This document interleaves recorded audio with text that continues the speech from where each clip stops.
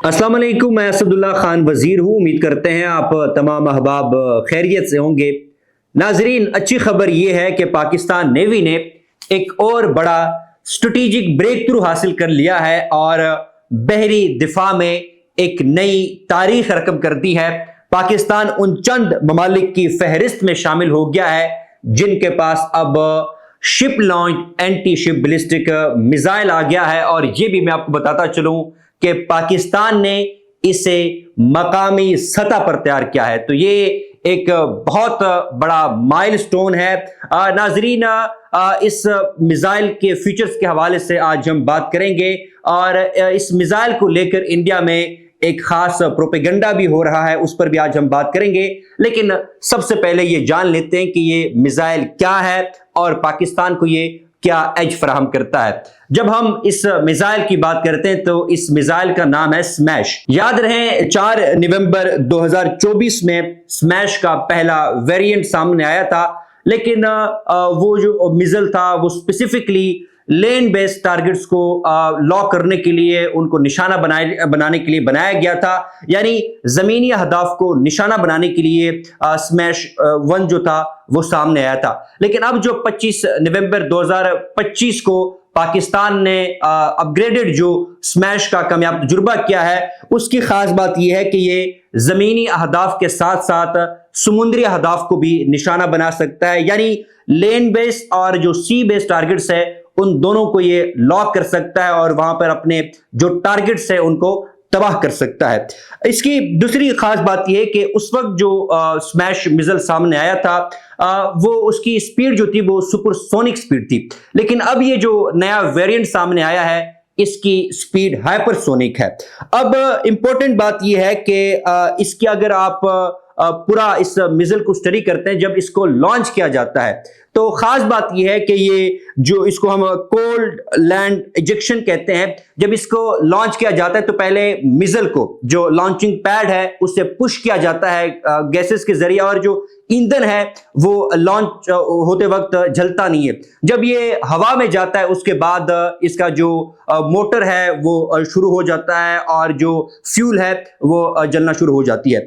फिर हवा में ये जो बैलिस्टिक सुपरसोनिक स्पीड है उसके साथ सफर करता है। लेकिन जैसे ही वो अपने टारगेट के करीब जाता है और दोबारा एटमॉस्फेयर में एंट्री मारता है तो उसकी स्पीड जो है वो हाइपरसोनिक हो जाती है। और ये बताया जा रहा है कि इसकी जो स्पीड है वो मैक 5 से भी ज्यादा है। पहला जो वेरिएंट था स्मैश का उसकी स्पीड मैक 3 थी, लेकिन अब ये जो नया वेरिएंट सामने आया है इसकी स्पीड मैक 5 है।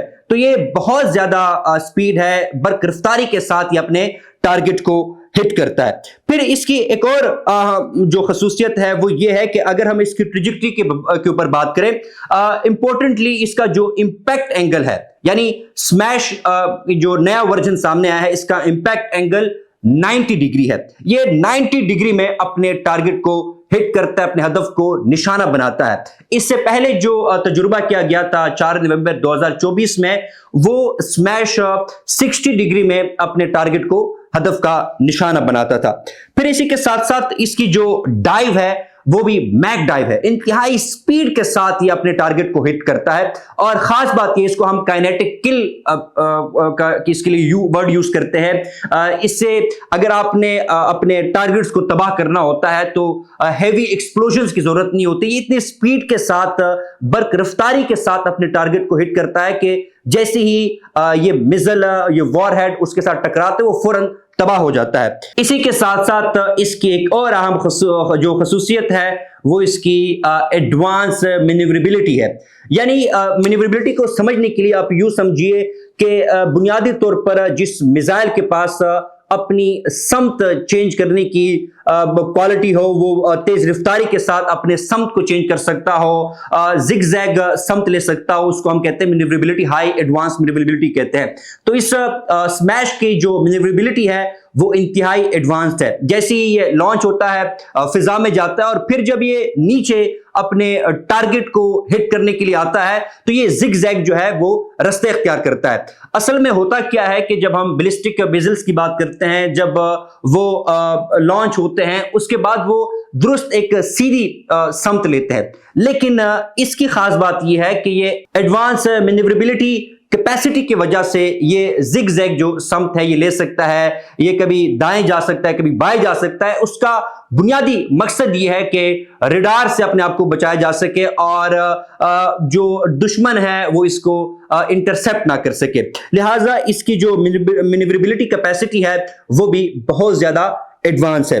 پھر اسی کے ساتھ ساتھ ناظرین اس کے اوپر ایکٹیو اور پیسو سیکر بھی لگے ہوتے ہیں، اس کے ساتھ ساتھ جو الیکٹرو آپٹیکل پھر انفراریڈ جو سیکرز ہیں وہ بھی لگے ہوتے ہیں، اور اس کا مقصد یہ ہے کہ یہ اپنے ٹارگٹ کو تلاش کر سکے۔ ایکٹیو سیکر کے ذریعے یہ خود ویوز بھیجتا ہے اور اپنے ٹارگٹ کو تلاش کرتا ہے، جبکہ پیسو سیکر کے ذریعے جو سسٹم ہے اس کے ذریعے یہ جو آبجیکٹس ہوتے ہیں ان سے جو شعاعیں خارج ہو رہی ہوتی ہے، ان سے جو ہیٹ خارج ہو رہی ہوتی ہے، اس کے ذریعے یہ اپنے ٹارگٹ کو تلاش کرتا ہے، اور جیسے ہی اپنے ٹارگٹ کو تلاش کرتا ہے فوراً ان کو ہٹ کرتا ہے۔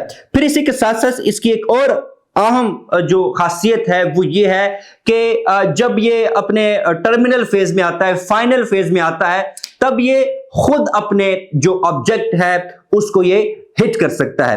اور جب اس کا تجربہ کیا گیا تو اس میں ایک خاص بات یہ تھی کہ سی بیسڈ موونگ جو آبجیکٹ تھا اس کو اس نے ہٹ کیا ہے۔ یاد رہیں کہ جب کوئی چیز موو کر رہی ہوتی ہے اس کو ٹارگٹ کرنا بہت مشکل ہوتا ہے، لیکن اس اسمیش نے بڑی درستگی کے ساتھ اس کو ٹارگٹ کیا اور مکمل طور پر اس کو تباہ کیا۔ پھر اسی کے ساتھ ساتھ ایک اور امپورٹنٹ فیچر اس کا وہ سرکولر ایرر پروبیبلٹی ہے، یعنی اگر آپ اس کی درستگی کا اندازہ لگانا چاہیں تو اس کا جو سرکولر ایرر پروبیبلٹی ہے وہ تقریباً 5 سے 10 میٹر ہے، جبکہ عمومی طور پر کیا ہوتا ہے جو بیلسٹک میزائلز ہوتے ہیں، اس قسم کے میزائلز ہوتے ہیں، ان کا سرکولر ایرر پروبیبلٹی وہ 20 سے 30 میٹر کے درمیان ہوتا ہے، لہٰذا یہاں پہ بھی اس کو ایج حاصل ہے اور یہ ثابت کرتا ہے اس کی جو درستگی ہے وہ تقریباً مکمل طور پر 99.9% ہے، یعنی بڑے درستگی کے ساتھ یہ زمین پر بھی اور سمندر پر بھی اپنے اہداف کو نشانہ بنا سکتا ہے۔ پھر اسی کے ساتھ ساتھ ناظرین اس میں ایڈوانس جو سیکر الگوریتم ہے اے آئی سے بھی اس کو لیس کیا گیا ہے تاکہ یہ اپنے ٹارگٹ کو بہتر طریقے سے ٹریک کر سکے اور ان کو تباہ کر سکے۔ پھر اسی کے ساتھ ساتھ اس میں ایک اور بڑا اہم سسٹم جو ہے وہ شامل کیا گیا ہے، اس کو الیکٹرانک کاؤنٹر میئر سسٹم سے لیس کیا گیا ہے تاکہ الیکٹرانک وارفیئر میں بھی یہ اپنے ٹارگٹ کو نشانہ بنا سکے اور الیکٹرانک وارفیئر میں یہ مدد دے سکے۔ لہٰذا اگر دیکھا جائے تو یہ بڑا ایڈوانسڈ میزائل ہے، اور خاص بات جو اس میزائل کے حوالے سے کی جا رہی ہے کہ ایک تو یہ بڑا اس کی ایکوریسی بہت زیادہ ہے، جیسے میں نے عرض کیا کہ اس کا جو سرکولر ایرر پروبیبلٹی ہے وہ 5 سے 10 میٹر ہے، پھر اس کی ہائپرسونک ٹرمینل فیز کیپیسٹی ہے، اور سب سے اہم بات یہ ہے کہ اس کی جو مینیوربلٹی کیپیسٹی ہے وہ بہت زیادہ ایڈوانسڈ ہے اور بہت زیادہ سوفسٹیکیٹڈ ہے۔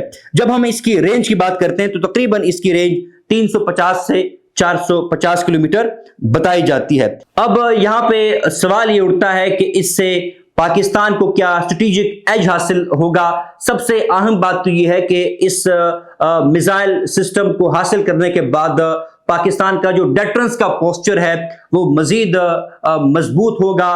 دشمن پاکستان کے میری ٹائم ٹیریٹری میں داخل ہونے سے پہلے 1000 مرتبہ سوچے گا، کیونکہ ان کو پتا ہے کہ پاکستان کے پاس ایسا میزائل موجود ہے جو کہ ان کے بحری جہازوں کو، ایئر کرافٹ کیریئرز کو فوراً تباہ کرنے کی صلاحیت رکھتا ہے۔ پھر اسی کے ساتھ ساتھ یہ پاکستان کو اینٹی ایکسیس ایریل ڈینائل جو اسٹریٹجی ہے وہ بھی اس اسٹریٹجی کو بھی مضبوط کرتا ہے۔ اس کا فائدہ یہ ہوتا ہے کہ پہلی بات تو یہ ہے کہ جو ایڈورسری ہے یا جو دشمن ہے وہ پاکستان کی جو میری ٹائم ٹیریٹری ہے اس میں آنے سے پہلے 1000 مرتبہ سوچے گا، وہ آ نہیں سکے گا۔